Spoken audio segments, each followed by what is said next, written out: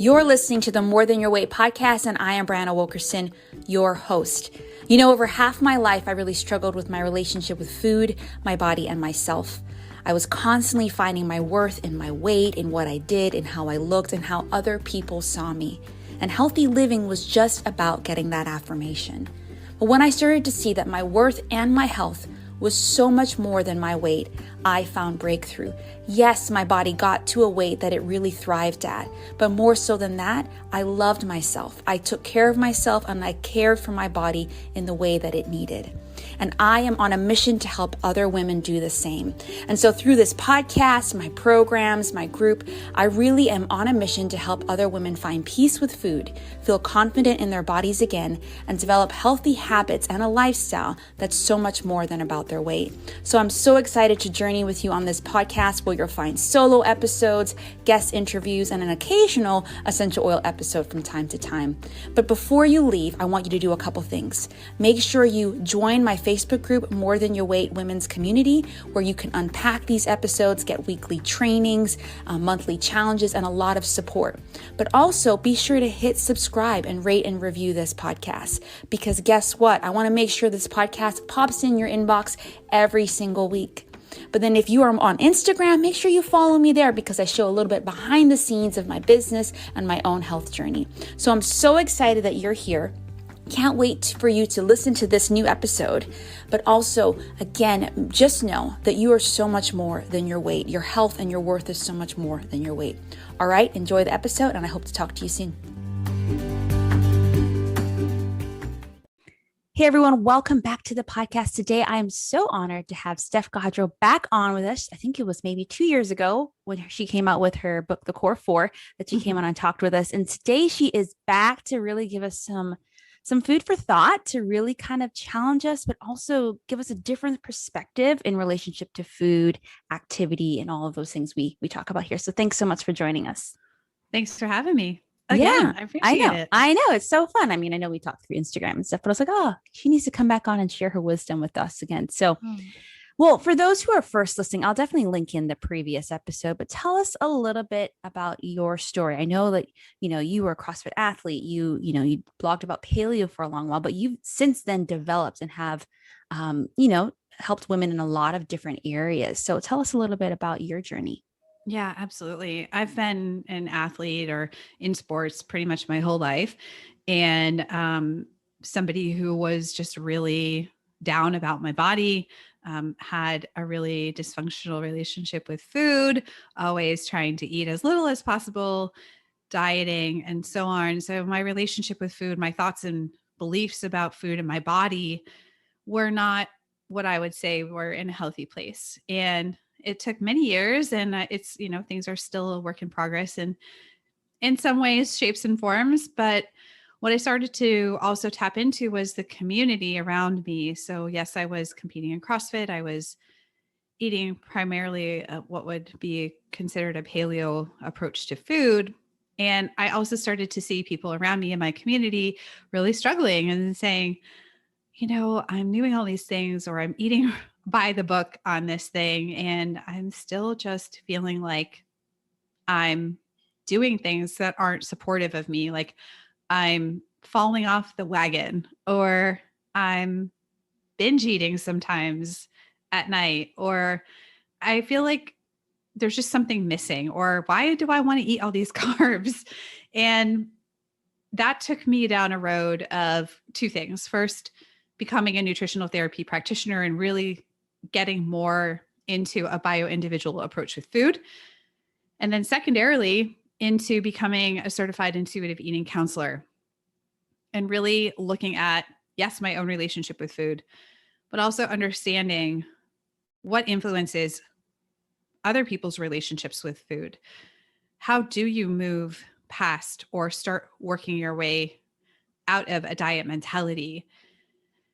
How do those things affect your choices with food and your sort of mental, emotional landscape? And so now I do really a combination of all of these things.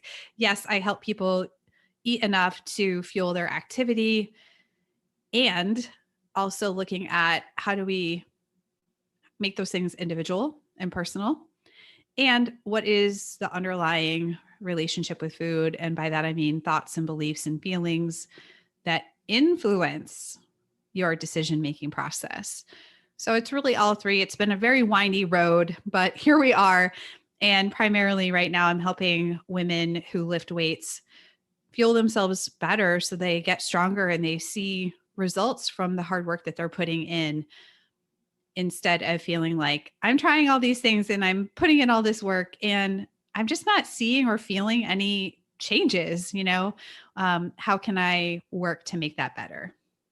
Oh man, I love you said so many things here, but the thing that you said that stood out to me was just like eating by the book. How many of us have ate by Mm-hmm. the book and as you're saying, just feel like something's missing, like whether it's the results or just feel like, man, in order to maintain my weight or whatever I want to do I have to always eat like this? Because it just feels like too much work or it doesn't feel like it fits with my life. And I just love it how you said, like, you went through all of these different experiences yourself and coming back full fold. Now you're like, okay, this is what I do. And this is what I really want to do is help women, get stronger, take up more space as you talk about, but also do it in such a way where it's like, you're actually fueling yourself the way you need by looking at a bio individual approach instead of just going by the book.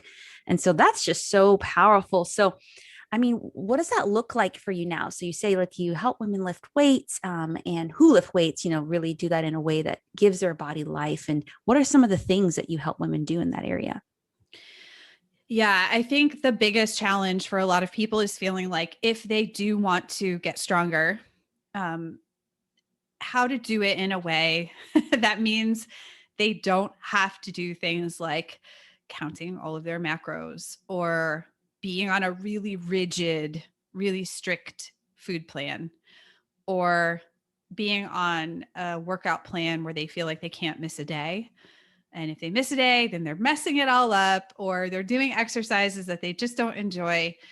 And so, what I'm really looking for here to help women do is to find this place where, yes, they are properly eating to support their activity, they're taking enough rest, and they're including the mixture of activity that will actually help them move toward their goals. Now, to be really upfront, I don't have people looking at things like how did your weight change, are you losing weight, or even necessarily looking at things like your body composition or your inches or things like that.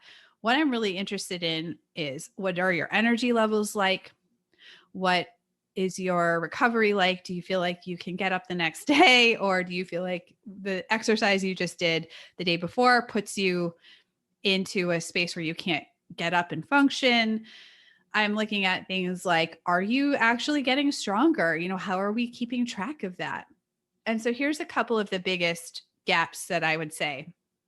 The first one is that women are not eating enough food. Active women are not eating enough food. Now, obviously, that's a generalization, and we could make a case for why that isn't true, that women are eating too much food. And certainly energy balance is really important.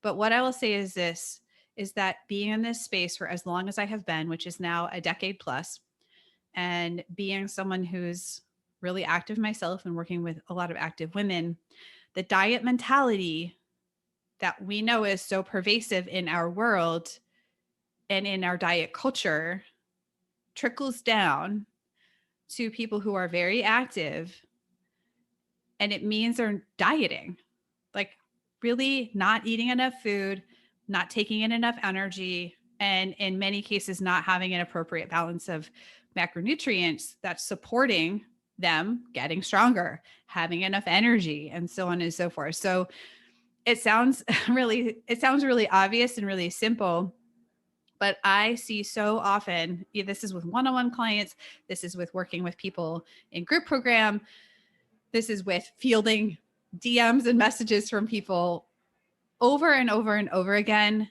I get messages that sound like this. I'm trying to eat healthy, I'm exercising, I'm really trying hard, but then I get to 5 o'clock in the afternoon and all I want to do is eat sugar. Or I am eating healthy, exercising, trying really hard. I come home, I eat dinner, and then all I want to do is eat carbs after dinner. I can't stop eating. What's wrong with me? And most of the time, in the majority of cases, when I help people, if this is my one-on-one clients and we're looking at, well, what does a day of food look like for you? What I'm finding over and over and over again is chronic underfueling. And what that looks like in kind of nerdy terms is called low energy availability. And so what that means is that, yes, we have a basal metabolic rate every day. You know, our body requires a certain amount of energy to just run on its own. But because the diet mentality is so pervasive, right? Eat less, eat less, eat less, cut back, cut back, cut back. We have a huge population of folks who are health conscious. They want to improve their health. They want to lift weights, or they want to exercise, or have an active lifestyle and or a stressful life. And they're just simply not eating enough food on a daily basis to support that stuff. So that's one space. The second space, and this is where things get a little bit individual, but what I see a lot is a really inadequate carbohydrate intake for a high activity level. And so I'm not going to get into specifics in terms of grams of this or grams of that, but it's just really important to keep an eye on those things, where if you feel like you're cutting your carbohydrate intake way back, but your activity level is really high and you're not seeing increases in strength or performance, your mood and your energy is really low. Maybe you feel like you can't get out of bed, you're always really tired. That's a really important place to look. It's a really, really important place to look. So we have sort of a low energy availability, and then we also have specifically maybe not supporting our body with the macronutrients that it really needs for a higher activity level. So those are just a couple of the places where I see big gaps in what people are currently doing. And sometimes it is a result of diet culture and how we've been conditioned to think about food. And then sometimes it's just we don't know, or we need some help to develop the habits and the life planning that's going to help us introduce those things on a consistent basis so that we feel really good in our bodies. We're seeing improvements from the effort that we're putting in, and yet food is not taking up all of our extra time.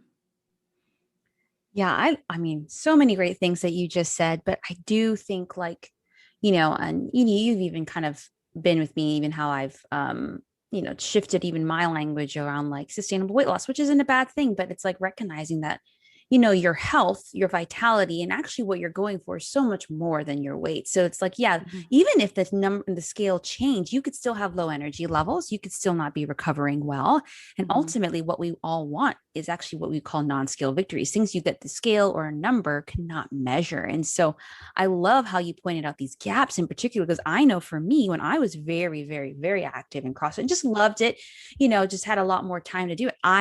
I suffered from both of these things. And I just remember my coach just having to be like, you need to eat more carbs. Like you're just not eating enough. And I was a paleo at the time. And I just like had applied almost the same way that I was eating before CrossFit, which was, I was doing activity, but not as much to then. And it's like, wait, no, my intensity actually increased. I just have more muscle now than I ever had before. And and even now, like, postpartum, nearly a year, and being active, my activity level is different. I'm still active. So breastfeeding, I still have to watch this. Like, I still have to watch, like, how much am I eating? How much am I under eating? Am I eating enough carbs? Am I eating enough fat and protein? And just saying all that to show that it does change based on where you're at in life, and having to like still kind of take off that diet hat and say, what does my body need? Because I'm similar. It's like, oh man, I feel like it's not just the baby not sleeping. Like, I feel like I just don't have consistent energy. Oh, what have you been eating or not eating? And so I just love this, the chronic underfueling or the low energy availability, and just the fear of carbs we have. Actually, I think we've all been afraid of all macronutrients. Protein's bad, carbs are bad, fats are bad. Yeah. And Definitely. a lot of miseducation around that too. So, well, so for some of those, I know some of the women listening are kind of older, and, maybe they don't do strength training, or maybe they want to but have no idea where to start in a way Yeah. that's safe for them. And I know you have a lot of great programs and thoughts around this. Like, what if someone is wanting to get into strength training? Tell us a little bit about what are some of the benefits, but also some simple ways that they can get Mhm. started. Oh, this is where I get on my soapbox. Okay, well, go ahead. Because I love talking about this, and yet there's so much misinformation Right. that does persist about, strength training in general and what it takes and all of it. Okay, so Mhm. and when you say women are older, just so everybody listening knows, I'm 42. Okay, so I'm not in my 20s anymore, right? Things have changed, Right. and yet I didn't start really lifting weights until I was in my early 30s. Yeah.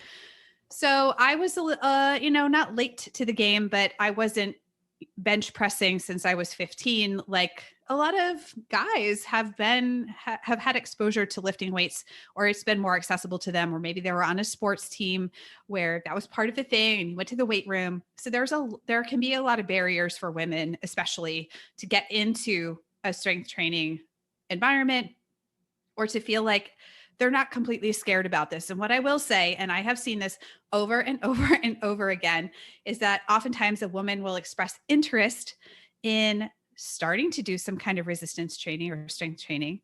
And people will say, "Oh, don't get hurt. Oh, be careful." And yes, of course, we want to be safe. We want to do things in a mindful way.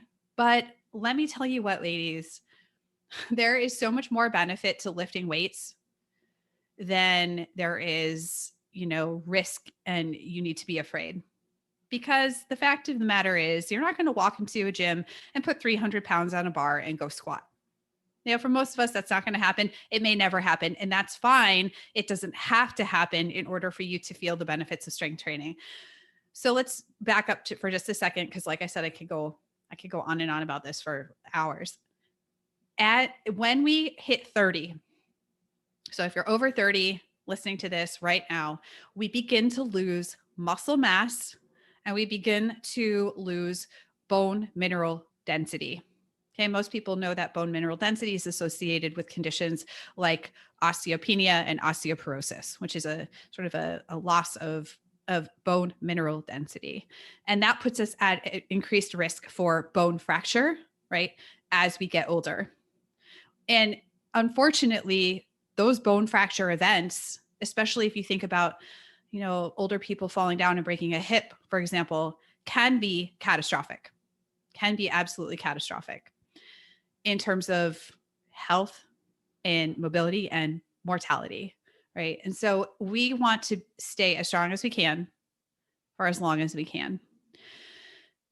And the other thing that's recently come out in research, it was believed at one point, it was unsure, can beginning lifting in later life be protected? Can we reverse, essentially? Can we reverse things like the loss of bone mineral density? And it was unclear for a while. And there's newer research that's come out to say, you know what, if you start later in life, it's not too late, because you can reclaim some of that bone mineral density that you've lost. You can reclaim the muscle mass that you have lost.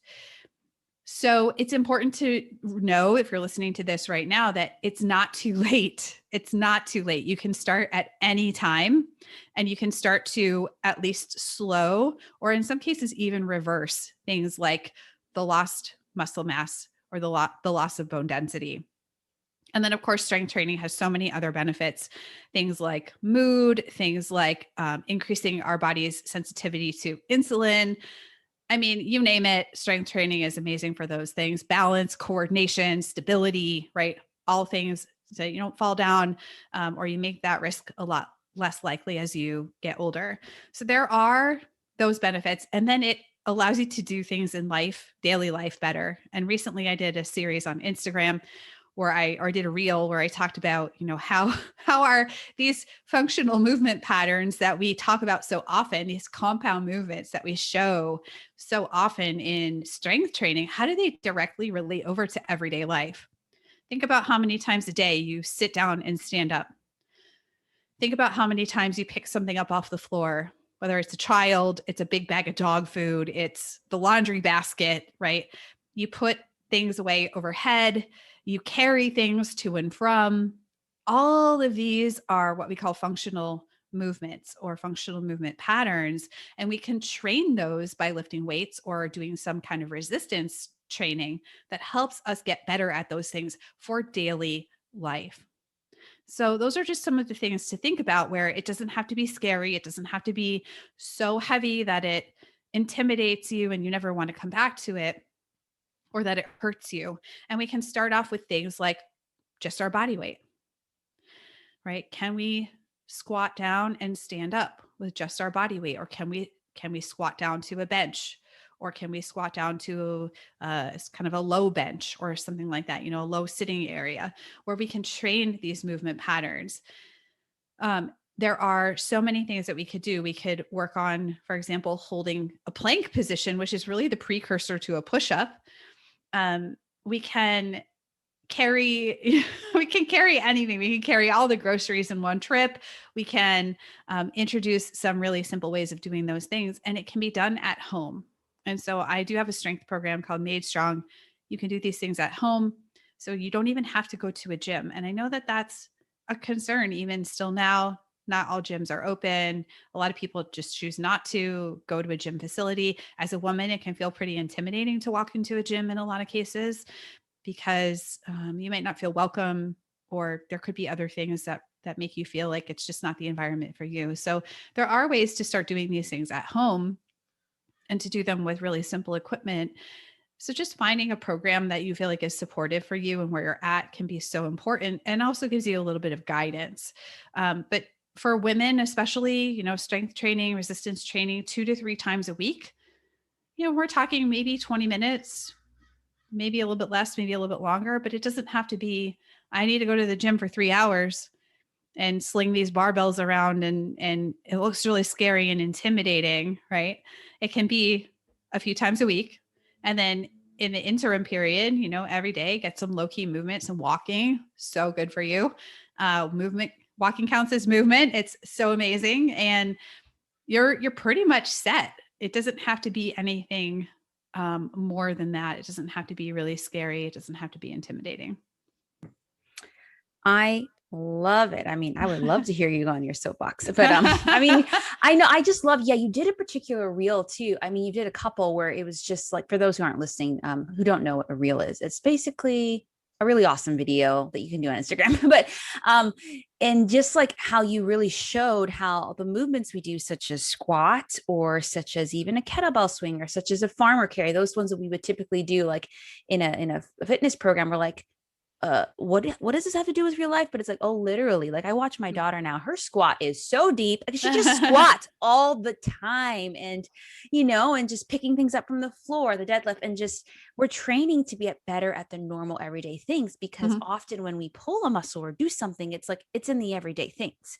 Yes. And so I just love, and I love how you talked about use your body weight. So we get so weirded out with like I have these like 20-pound dumbbells I've been using, and my sister's like, those are so heavy, I'm scared. I'm like, you're scared to be around them? But it's like, but I'm like, no, I didn't start using these. I just was using my body weight. Or when I was pregnant towards the end, it's like, I just used some empty, or like put a little bit of water in detergent bottles, and that was my weight, right? It does not have to be as like complicated as we often see. And I love how you talk about slinging around the weights. Like, no, it's not about that. And I love how just like simple you make it for us. And so I mean, definitely everyone, I'll link her Made Strong program here, so you can check that out. But I do think what you're saying is like, there's a lot more things we can just do at home, and it's nothing wrong with going to a gym, but you can even do it at the gym if you want more access to more equipment. That you don't need a lot of equipment though, even to get started and get strong. No, you don't. And with the pandemic, it actually made equipment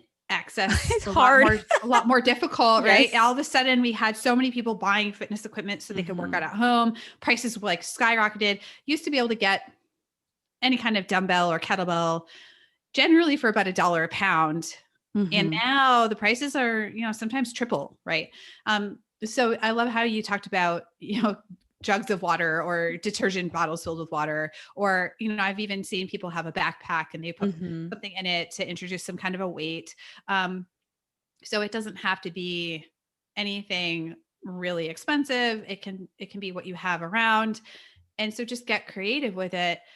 But I think the one thing I wanted to mention is if and when things do open up in your area, if you are able to, or even, maybe there's somebody in your area who can meet you at a park or something like that, where you could hire a trainer for even like 3 sessions to just help walk you through some of the more basic movement patterns to be able to correct what you in person and give you some feedback so that you're like, okay, I have a little bit more confidence that I'm doing these things in a way that's, is safe and is correct. And, I'm not putting myself at any, you know, like real big risk. But I love what you said earlier about, the life that happens in between the workouts is where we really do adopt certain movement patterns, or maybe we had an old injury. And so we kind of, our body learns to adapt and work around it.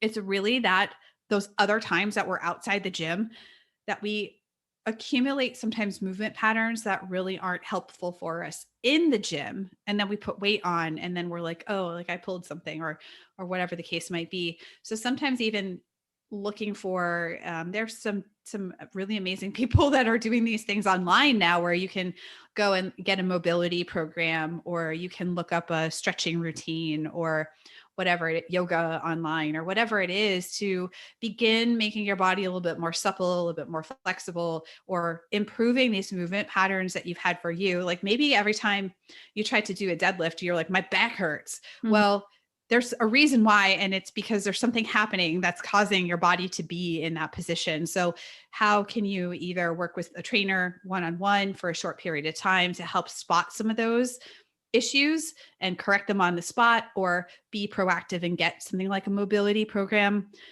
Dr. Jenna Scare is one, and I can't remember her new last name. She just got married, but she's Doc Jen Fit on Instagram. She has a ton of mobility problems for people who are like, oh, but my knee always hurts. Oh, but my shoulder always hurts, right?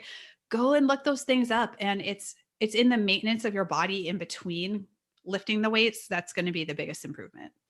Yeah. Yeah. Love it. Love it. Love it.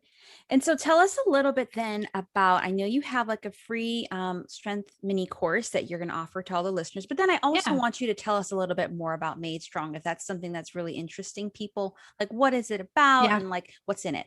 Yeah. So I have a strength workout mini course. It is free and you can get that. We'll, I'm sure, share the link for that. But that is a course on my learning platform. It's video based. And the first thing I do is talk about why strength training. And so it goes a little bit more into depth on the different benefits.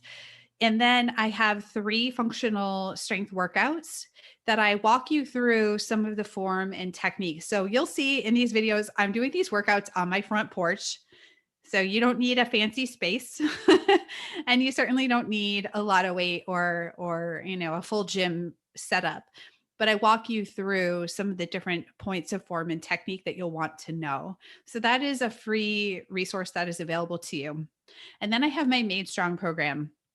So I really wanted to create a strength training program that was based on the 5 main movement patterns. And we've already talked about most of them here in this show, but that these patterns are the squat, the hinge, which is really like the precursor to a deadlift or bending down and picking something up, the pressing motion that we do, the pulling motion that we do, and then the carrying motion that we do.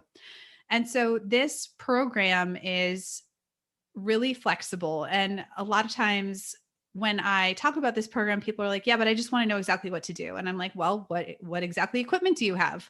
What do you like doing? What are the things that work for your body? And they're like, oh yeah, I know that when I get fitness programs, I have to change it all the time. So it's really the best of both worlds. So what I give you is 60 different templates that use these functional movement patterns. So for example, you might choose squat, pull, carry. And then I've listed out, I have a library of over 100 movements that you can pick on that day that really work for your body, your time constraints, your equipment that you have available, the things you like to do. And then you just kind of put those movements for the day into the template, and then you go do your workout. The idea is that it should take you less than 30 minutes. So 30 minutes, 2 to 3 times a week, flexible to you, yet giving you guidance. And that's the Made Strong program. And when I first created this, the reason I made it is I wanted a program that was flexible enough to do at home. At the time, I only had one kettlebell. That's a true story. So I didn't have a full gym at my house. I had a kettlebell, and I was able to create a workout for me, which became Made Strong, that was challenging. And I've been lifting weights, I said earlier, for over 10 years. So can you do this if you've been lifting weights for 10 years? Absolutely. Can you do this if you've been lifting weights, you're just starting? Absolutely. So it's really flexible depending on, what level you're at. I give you examples for how to make it easier and how to make it harder. So that's one of the things that people oftentimes struggle with is progression. They're like, I don't know, like, this is too easy for me now, or gosh, that's the way that I saw that it looks too hard. So I always structure it out, and I will say, okay, here's how you can make this easier. Like, you might not be able to put your back foot up on a bench and do what we call a rear foot elevated split squat, which is really like a single leg squat. That might be way too hard for where you're at right now. No problem. How do we make that easier? Okay, we're going to put that back foot on the floor. We're going to hold on to something for balance, and we're only going to use body weight so that you can look at a movement and say, yes, I know how to adapt that to what I need right now, but it will continue to grow with me. So that's really the program. It will grow with you. You'll be able to use it for years and years to come, and it keeps things really simple. That sounds amazing. And yeah, Yeah. I just think and I love the customization there that you're talking about and the progression, Mm-hmm. and just being able to like start where you are. And then as you get stronger, there's ways to continue to do that. So I do street parking right now and I just love it. Similar. It's just like, Mm-hmm. and when the pandemic hit, I was about 6 months pregnant and I just was like, I want to keep moving. And I have no idea how to do that 6 months pregnant and be safe. And so, Yeah. I love that they had a lot of customizations for moms, but even now I've continued it. I'm just like, I actually really love working out at home. And I love that these simple movements, I only have a pair of dumbbells or whatever.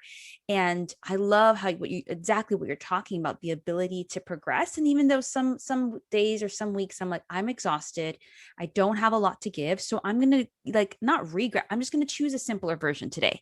Or then the next day, I'm like, I feel like I have my energy back. So I'm going to do the kind of more challenging version. So the ability to customize it, but also recognize that,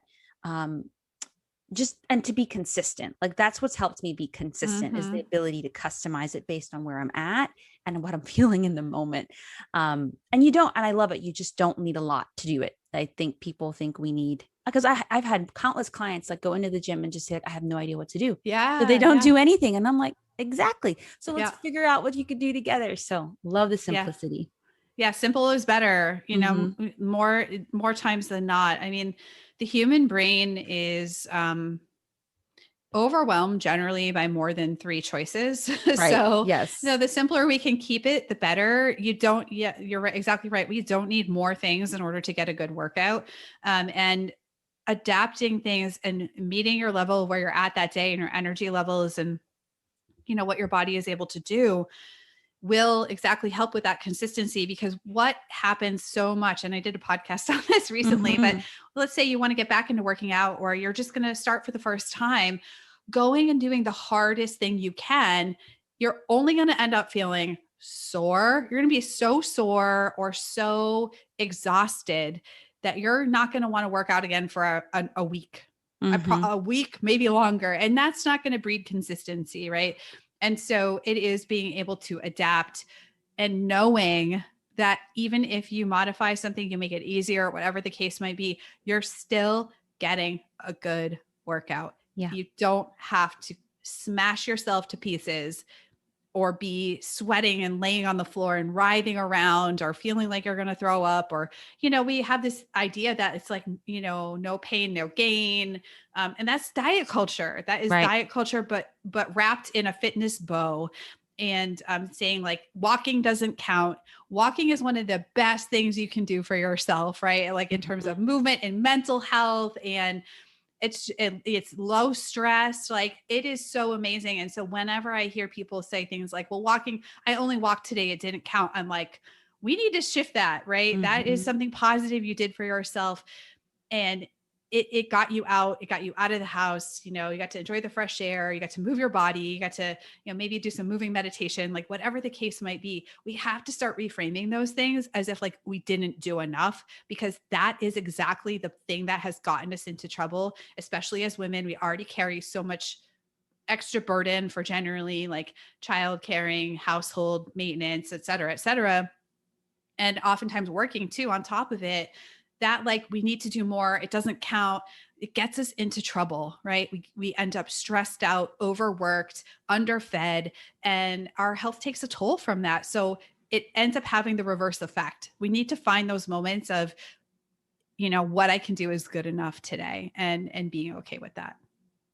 I love it. And I forgot to mention, I meant to say this. I think yesterday I was doing the workout called for air squats, and my daughter was just like hanging around and she wanted me to pick her up. I'm like, well, I guess I'm doing some weighted air squats right now, Yeah. And it was just like, them. oh, wow, yeah, like just going, and that's just how it is. It's just like, do what you can. I wasn't like, no, go away. It's just like, all right, how can I adapt today? And how can I just, move my body, right? And so yeah, I love that. I love I love walking. When I first started being very consistent with my exercise, I just walked, and I still do. I just love it. It is peace of mind, reduce your stress, and it moves so many aspects of your body. So I totally agree. If all you can do is walking, if that's more than enough, just walk, and then add a little bit of Made Strong in there. So yeah. Absolutely. So well, thank you so much for joining us today. If people want to get to know you more, follow you, where should they find you on the internet and social media? Yeah. So you can find me on Instagram. That is where I hang out mostly on social media. So that's Steph_Gaudreau. I have a podcast called the Listen to Your Body podcast. Comes out usually on Tuesday. And then I have different ways you can work with me on my website. So currently you can find an application for one-on-one coaching where I do all the things we talked about in this show, but on a really personal level. And then any group offerings or DIY stuff that I have on offer, like Made Strong, you can go ahead and check that out. It's all linked on my website, which is stephgaudreau.com. Excellent. I'll make sure to link all that in there too. Well, Thank you so much for joining us today. Yeah. Thanks for having me. It was really fun. Okay. Bye.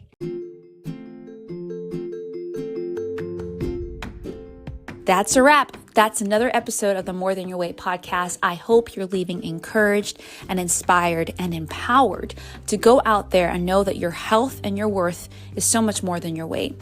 So before you go, again, do a couple things. Make sure you join my Facebook group, the More Than Your Weight Women's Community, where there are daily posts, weekly trainings, and just a lot of support to unpack these episodes, as well as get support in your More Than Your Weight journey.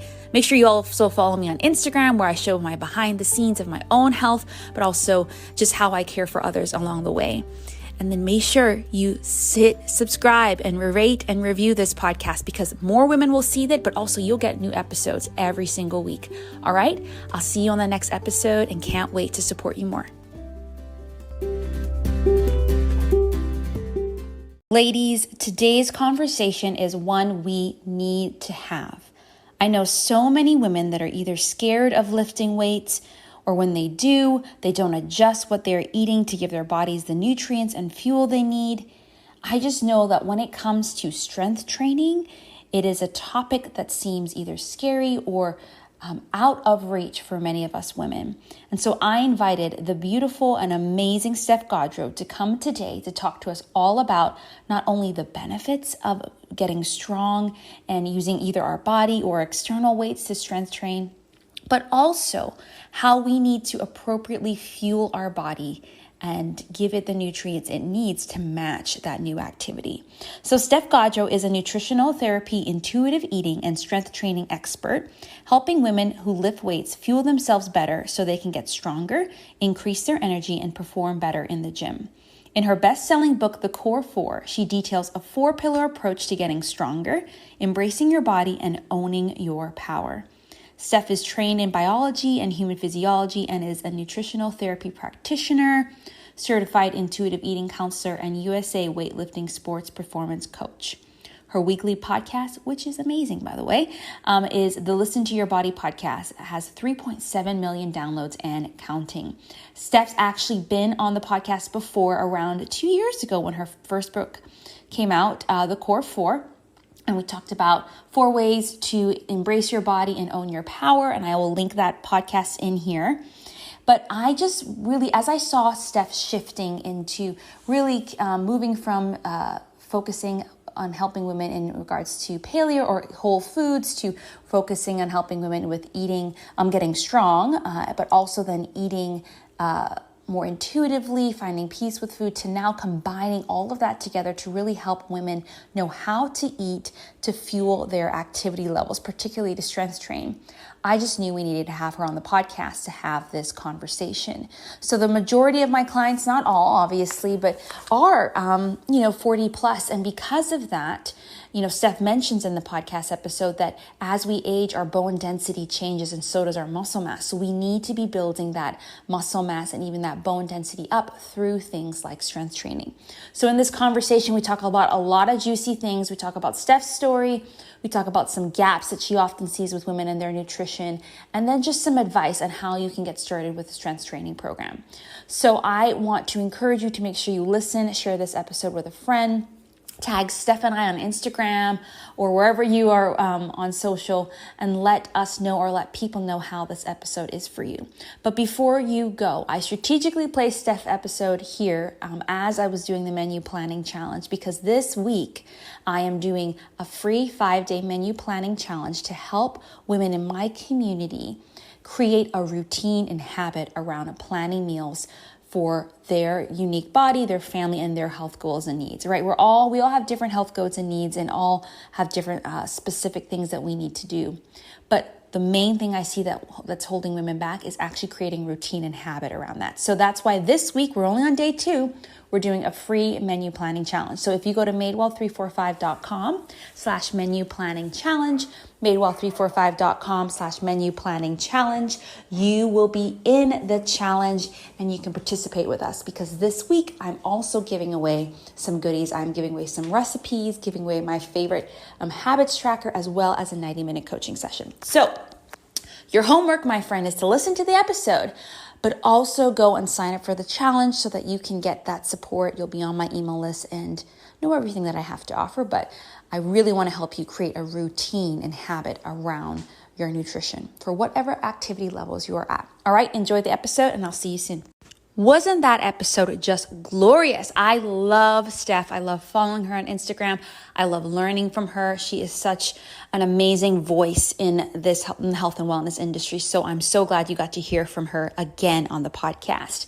Make sure you go check out her free resources, her introduction to the strength training program, that free mini course, her Made Strong program that includes a lot of functional fitness movements and programs for you. But also, if you are someone who has been strength training for a while and you are looking for a particular way to go about with your nutrition, go check out her waitlist for her Strength Nutrition Unlocked program. Okay, but then before you go, I want to make sure you join my menu planning challenge in my Facebook group, the More Than Your Weight Women's Community. This is where we're going to create a habit to help you meal plan well. And even if you feel like you're a great meal planner, you can always share your tips with the community, but also learn more tips, right? It's all about improving our health and our habits so that we can continue to be healthy and well, no matter what life brings at us, all right? So go to the show notes or go to madewell345.com/menu planning challenge. Join us. We're only on day 2, and we'll be doing this all throughout the week of August 16th to 20th.